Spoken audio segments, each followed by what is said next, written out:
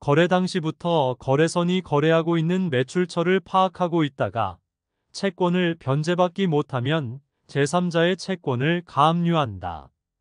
이제 거래를 하다 보면 있잖아요. 이제 거래를 하다 보면 이제 채권이 보면 부실화될 염려가 있지 않습니까?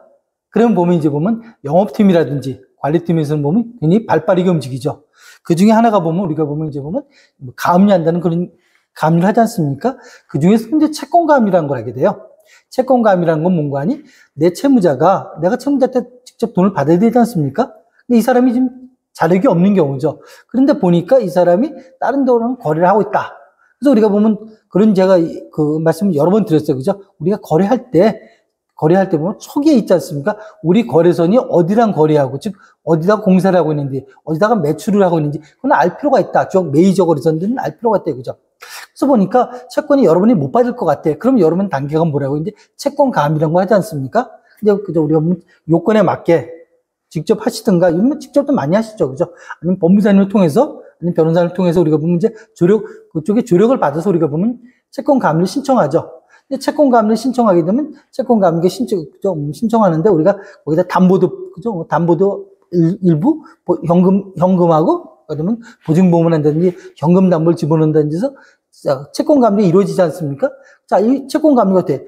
그 다음에는 보면 이제 보면 가압류란 건 뭐죠? 장래 집행할 채권을 보존하기 위한 거죠.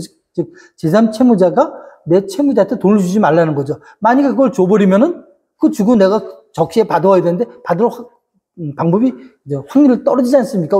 안다는 거 방법 자체가 알 수가 없는 거고 언제 줬는지. 그래서 일단은 막아놔야 되는 거죠. 주지 말라고 막아놔야 되는 거죠. 그럼 그 다음에 보면 채권 가압류를 한 이후에 여러분이 한 역할은 뭔가 하니? 그걸 뭡니까? 가압류는 뭐예요? 보존만 된 건데 우리가 실제로 받아오는 건 아니지 않습니까? 우리 축구시합에서 그죠? 목표는 뭐죠? 현란한 드리블, 패스, 그거 아니지 않습니까? 골인, 그죠? 골이 목표지 않습니까? 채권 관리도 마찬가지죠. 돈을 부실채권을 받아오는 게 이게 목적이지, 그죠? 어떤, 그죠? 결과, 여러 가지 또 조치들, 그거는 그죠? 하나는 뭔가, 이 중간 단계이지 않습니까? 그러다 보니까 중요한 건 뭔가 하니 끝을 내는 게 중요하죠. 그래서 보면 채권 가압류를 하고, 그 다음 단계는 뭔가 하니 여러분이 집행권은, 즉, 판결문이 있어야지만 뭡니까? 그 돈을 회수해 온다는 거죠. 그래서 우리가 보면 실무적으로 채권 가압류를 함과 동시에 기존에 여러분 채무자 입장에 그 사람한테는 뭘 보낸다고요? 이제 보면 우리 민사소송을 하죠. 집행권을 받기 위해서. 우리가 보면 본안소송이라고 그래갖고 우리 재판부 있지 않습니까? 판사님 얼굴 보고서 소송 나가서 우리 변론하고 이런 소송을 통해서 집행권을 받는 방법도 있고 또 지급명령 있지 않습니까? 우편으로 받는 방법도 있죠. 두 개 중에서 여러분이 보면 좋다고 효율적인 거 이런 방법을 다 선택해서 집행권을 받은 다음에 그걸 가지고 나중에 뭡니까 이제 기존 채무자한테 여러분이 판결을 받았다면 그걸 가지고 제3채무자한테 뭐 이제 채권 압류 및 추심명령이다 전무명령이다. 물론 성격은 완전히 틀려요. 그죠? 그걸 뭘 신청할지는 여러분이 이제 판단을 문제죠. 그래서 이제 회사 단계로 넘어가야 되는 거죠. 간혹 보면 이제 그런 분들이 계시는 것 같아요. 우리가 보면 이제 가압류 이것도 보면 내가 이걸 왜 하는지도 모르지만 하라니까 한 거죠.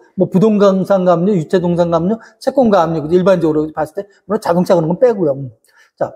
이런 걸 했다가 보면 하는 목적은 뭔가 돈을 회수하는 거지 않습니까? 그러면 가압류하고 뭡니까? 그냥 놔두면 된다, 안 된다? 안 된다는 소리죠. 목적은 뭐라고? 돈을 회수하는 거지 않습니까? 그래서 집행권이 말이 필요하기 때문에 이때는 뭐예요? 집행권을 받은 다음에 그걸 회수하는 단계까지 가야 된다는 거죠. 목적이. 거기까지 우리가 뭡니까? 생각을 해야 된다는 거죠. 그래서 보면 이제 그런 것 같아요. 이런 게 보면 적극적이라고 그럴까? 문제의식을 가지고 이걸 갖다 그러면 어떻게 내가 끝을 볼 건가? 이런 걸 계속 생각하게 되면 이제 이런 생각이 되는데 피동적으로 있지 않습니까?